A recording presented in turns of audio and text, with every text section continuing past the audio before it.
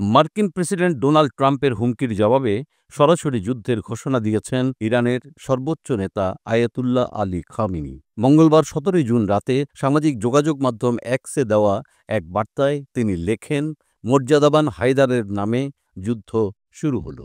কাতার ভিত্তিক সংবাদ মাধ্যম আল জাজিরা জানিয়েছে, ট্রাম্প যখন একাধিকবার ইরানের শীর্ষ নেতাকে নিয়ে আক্রমণাত্মক মন্তব্য করছেন, তখনই এই বার্তাটি দিয়েছেন খামেনি। আল জাজিরার প্রতিবেদনে বলা হয়, ট্রাম্পের সরাসরি হুমকির পর এই প্রথমবার প্রতিক্রিয়ায় মুখ খুললেন খামেনি। বার্তায় ব্যবহৃত হায়দার নামটি ইসলামের চতুর্থ খলিফা ও শিয়া মুসলিমদের প্রথম ইমাম আলী রাদিয়াল্লাহু আনহু এর পরিচিত নাম। এই নাম উল্লেখ করে খামেনির বার্তাটি শিয়া মুসলমানদের আবেগকেও স্পর্শ করেছে। খামেনি তার বার্তায় আরও বলেন, আমাদের সন্ত্রাসী ইহুদিবাদী শাসন ব্যবস্থার বিরুদ্ধে কঠোর জবাব দিতে হবে।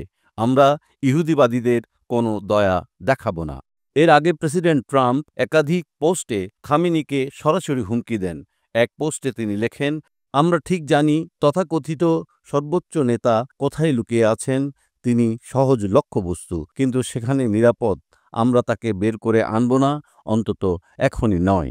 আরেকটি পোস্টে ট্রাম্প দাবি করেন, ইরানের আকাশসীমা এখন আমাদের নিয়ন্ত্রণে, এবং এর পরপরই তৃতীয় একটি পোস্টে লেখেন, আনকন্ডিশনাল সারেন্ডার।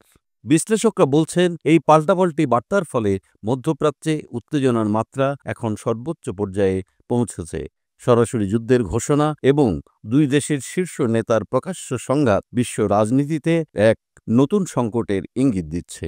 এখন দৃষ্টি আন্তর্জাতিক সম্প্রদায়ের দিকে। এই উত্তেজনা প্রশমনে তারা কী ভূমিকা রাখে সেটি দেখার বিষয়।